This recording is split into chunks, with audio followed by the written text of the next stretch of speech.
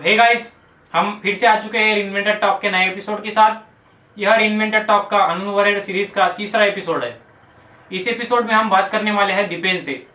दीपेन एक trainer, consultant और robotics enthusiastic है। इन्होंने पूरे लॉकडाउन में सैनिटाइजर मशीन और सैनिटाइजर टनल का इंस्टॉलेशन किया है। हॉस्पिटल्स हो, पुलिस स्टेशन हो या फिर कोई भी स्कूल हो, यहाँ इन्होंने इंस्टॉलेशन का काम किया है। तो हम आज इनसे बात करेंगे और जानेंगे इन्होंने कौन से प्रॉब्लम फेस किए, उनकी क्या जर्नी रही इस लॉकडाउन में। तो दीपेन, हम स्टार्ट करेंगे आपके इंट्रोडक्शन के साथ। So introduce yourself with our audience. So thank you sir ये अपॉर्चुनिटी देने के लिए। बेसिकली मेरा नाम दीपायन नंदी है एंड मैं एक कंप्यूटर साइंस एंड इंजीनियरिंग का स्टूडेंट हूँ। रिसेंटली इसी ईयर में पास आउट हुआ हूँ।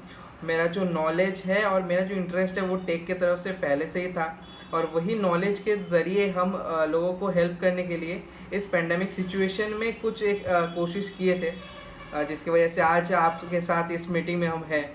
तो that's all from my side. तो हमने आपके सोशल मीडिया पर देखा कि इस तरह आपने पुलिस स्टेशन और गवर्नमेंट हॉस्पिटल्स में सैनिटाइजर मशीन का आपने इंस्टॉलेशन किया है। तो आपका ओवरऑल एक्सपीरियंस कैसा रहा पुलिस ऑफिसर्स और गवर्नमेंट अथॉरिटीज़ के साथ काम करने का? सो बेसिकली अगर आप देखने जाएं तो इस जो सिचुएशन था, ये सिचुएशन में सबसे ज़्यादा इफेक्ट हुआ था और सबसे ज़्यादा काम करना पड़ा पुलिस ऑफिसर्स को, और सेकेंडरी जो हेल्थ ऑफिसर्स है उन लोगों को। बेसिकली मेरे फैमिली में दोनों ही तरह का लोग भी हैं, जो लोग आपका कुछ हेल्थ वर्कर्स भी हैं और कुछ पुलिस ऑफिसर्स भी हैं। तो बेसिकली उन लोगों को देखते देखते मेरे अंदर एक चीज़ आया कि क्यों ना जो नॉलेज मेरे पास है उससे उन लोगों को हेल्प किया जाए। And they are really very excited because उन लोगों को ऐसा टेक्नोलॉजी या फिर ऐसा कुछ प्लेटफॉर्म पहले नहीं मिला था, और अगर जो लोग वो लोग देख रहा था वो भी उन लोगों के रीच से बहुत बाहर था। तो मैंने जस्ट अपना नॉलेज को यूज़ करके उसको एक अफोर्डेबल प्राइस में लाया था, जिसके लिए हर एक छोटा से छोटा अगर कोई ऑफिसर्स हो या फिर कोई भी पुलिस स्टेशन हो, सारे जगह पे वो इंस्टॉल किया जा सके। तो यही था, और उन लोगों के साथ काम करने रियली एक प्राउड चीज़ है जब आप कोई गवर्नमेंट एजेंसीज के साथ काम करते हो, जैसे हेल्थ वर्कर्स हो गया या फिर आपका पुलिस ऑफिसर्स हो गए। तो वो जो एक चीज़ है वो अपने आप में ही एक ऑनर है। तो ये जो चीज़ है ये बेसिकली मैं अपना एक क्या बोलते हैं, गॉड के पास एक बहुत अच्छा गिफ्ट समझता हूँ कि मुझे इन लोगों के साथ काम करने का एक मौका मिला। तो आपने इस कोविड महामारी में किन किन प्रोजेक्ट्स पर काम किया है? बेसिकली मेरा जो मेन प्रोजेक्ट था वो टनल एंड सैनिटाइजेशन डिवाइस, जैसे कि ऑटोमेटिक डिस्पेंसर्स हो गया या फिर टनल्स हो गया या फिर जो फॉगिंग मशीन हो गया।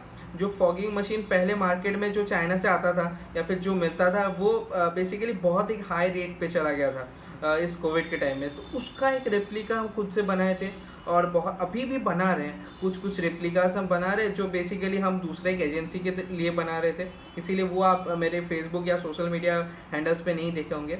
उसके अलावा कुछ रोबोट्स प्रोजेक्ट्स में हम काम किए हैं, जो कि वो सर्विंग रोबोट्स हो गया, ये सब प्रोजेक्ट्स में काम किए थे। और इसके अलावा ये सारा डिस्पेंसर वगैरह और ऑटोमेशन में भी कुछ काम हम किए थे। क्या इन सभी प्रोजेक्ट्स में लगने वाले कंपोनेंट मेड इन इंडिया थे, और आपने इन सभी कंपोनेंट्स को कैसे मैनेज किया? So first of all components arrange करना ये बहुत ही बड़ा बात था इस कोविड सिचुएशन में।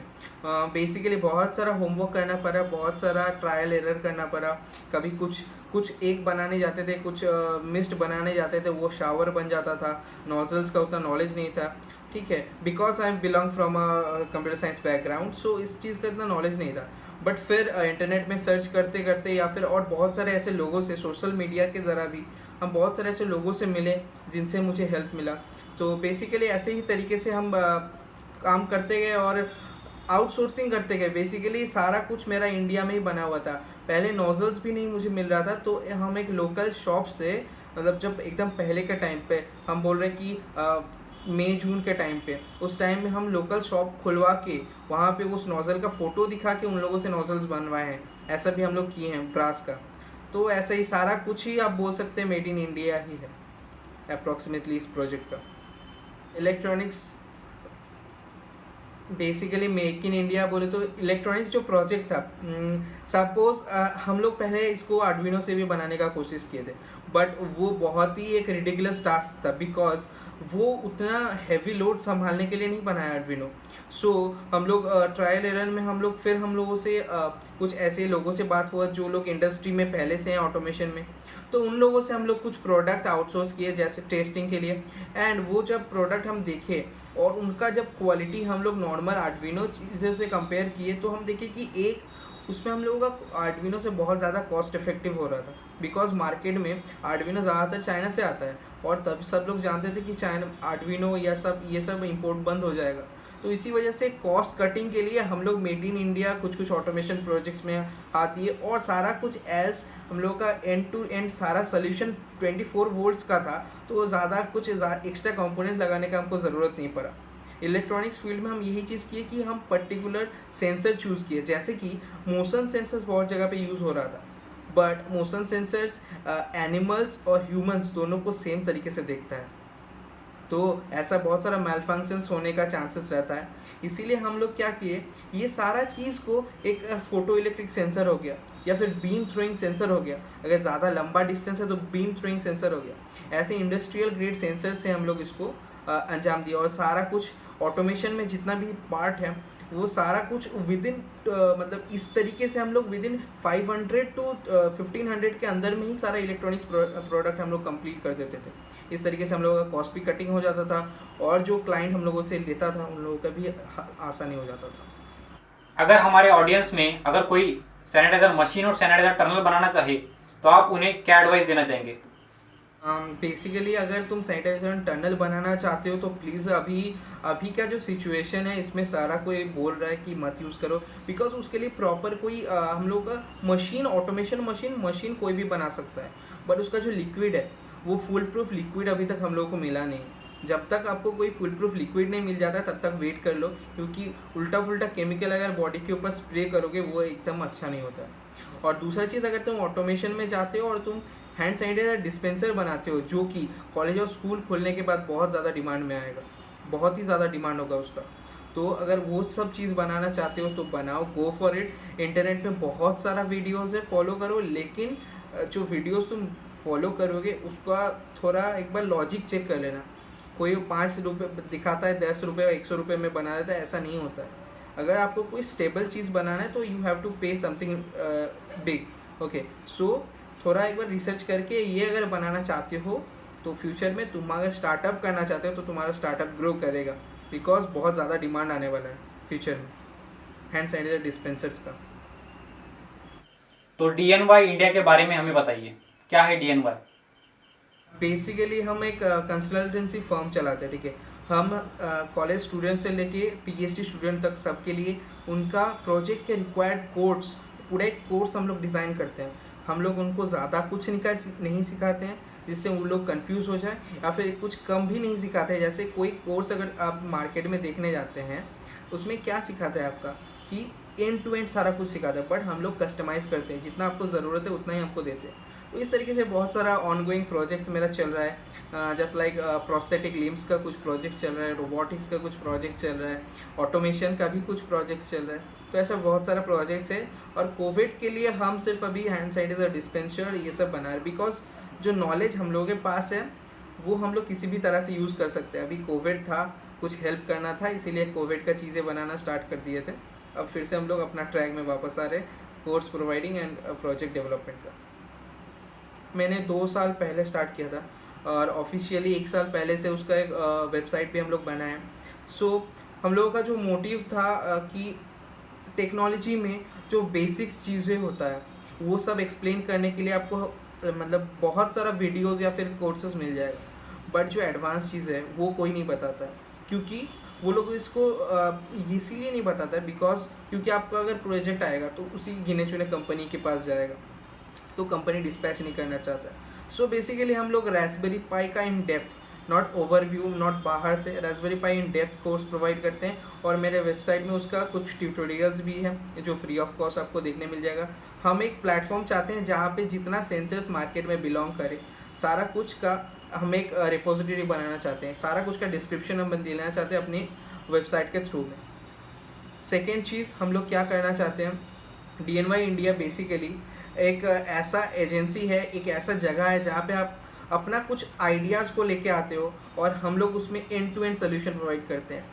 पीसीबी डिज़ाइनिंग, अगर कोई प्रोडक्ट का बात हो गया तो पीसीबी डिज़ाइनिंग से स्टार्ट करके उसका टेस्टिंग, R&D सारा कुछ करते हैं, एकदम फाइनल प्रोजेक्ट हम लोग डिलीवर करते हैं। ऐसा ही हम लोग काम करते हैं। और ये जो workshops and the courses and everything, these are the secondary things we will provide with our services.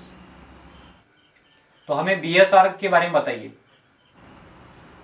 So BSR का फुल फॉर्म होता है border security robot. Okay, so basically हम लोग एक प्रोस्पेक्टिव को लेके आगे बढ़ रहे थे, जिसमें हम लोग ऑटोमेशन को मशीन लर्निंग से एंड रोबोटिक्स को मशीन लर्निंग से और इंटरनेट से कंबाइन कर रहे थे। बहुत सारा ऐसा प्रोजेक्ट्स देख रहे हो जो अभी के टाइम में इम्प्लीमेंट किया जा सकता है बॉर्डर साइड में, but they are not interconnected, they are not smart. तो ये सारा चीज़ों को हम लोग कन्वर्ट कर रहे थे और हम इसको एक सेमी ह्यूमनॉइड प्लेटफॉर्म दिए थे। क्यों दिए थे? बिकॉज सेमी ह्यूमनॉइड प्लेटफॉर्म अगर एक इंसान कुछ कर सकता है तो वो एक रोबोट भी कर पाएगा। ये मोटिव को देखते हुए हम लोग इसको किए थे। ये बेसिकली एक स्मार्ट रोबोटिक्स ह्यूमनॉइड सोल्यूशन है, जिसमें आपको कैमरास मिल जाएगा, सेंसर्स मिल जाएगा, सारा कुछ। ये सारा कुछ ऑनबोर्ड कंप्यूटर था, एक रास्पबेरी पाई था, उसमें हम लोग प्रोसेस कर रहे थे। एंड जो ऑटोमेटिक टारगेटिंग सिस्टम होता है या फिर ऑटोमेटिक जो थ्रेट डिटेक्शन सिस्टम होता है, ऑटोमेटिक सर्वेलेंस सिस्टम होता है, ये तीनों चीज़ को हम कंबाइन किए थे। तो इससे अगर आपके टेरिटरी में कोई भी आता है तो ये रोबोट अपने से इसको डिटरमाइन करके अपने से उसमें एम रखता है और अपने ऑपरेटर को एक नोटिस भेजता है, नोटिफिकेशन भेजता है कि something is wrong in my territory. And अगर वहाँ से वो ओके कमांड देता है तो ये ऑटोमेटिकली उसको एम करके उसको शूट कर सकता है कोई भी गन से। सो ये था मेरा BSR का बेसिक प्रिंसिपल। तो आपने बहुत से प्रोजेक्ट्स पर काम किया है, तो आपने फेल्यूर और प्रॉब्लम्स भी फेस किए होंगे, तो उसके बारे में कुछ बताइए। सो बेसिकली बहुत सारा अभी भी मेरा सोशल मीडियाज़ में या फिर बहुत सारी जगह पे बहुत सारे स्टूडेंट्स आते हैं। वो लोग बोलते हैं भैया मेरा ये काम कर नहीं रहा है, भैया मुझे ये करना है। तो बेसिकली उन लोगों को हम एक ही चीज़ बोलते हैं कि तुम अगर कुछ गलत कर रहे हो तो गलत करो, ठीक है? गलत नहीं करोगे तो नहीं सीखोगे। हम अपना खुद का एक मतलब बहुत सारा चीज़ों को जलाए हैं, बहुत सारा सेंसर्स होता है, मॉड्यूल होता है महंगा जो कंपनी हम लोगों को प्रोवाइड करते हैं उन लोगों को प्रोजेक्ट बनाने के लिए, उसको डिस्ट्रॉय किए हैं, उसका लेवल तक लेके गए हैं। बिकॉज अगर कोई चीज़ फेलियर नहीं होता है तो उसका लिमिट हमको नहीं पता चलेगा। अगर आप कुछ नया कर रहे हो तो आपको फेलियर मिलेगा, अगर उसको आप ओवरकम करते हो तो आप बहुत कुछ सीख रहे हो।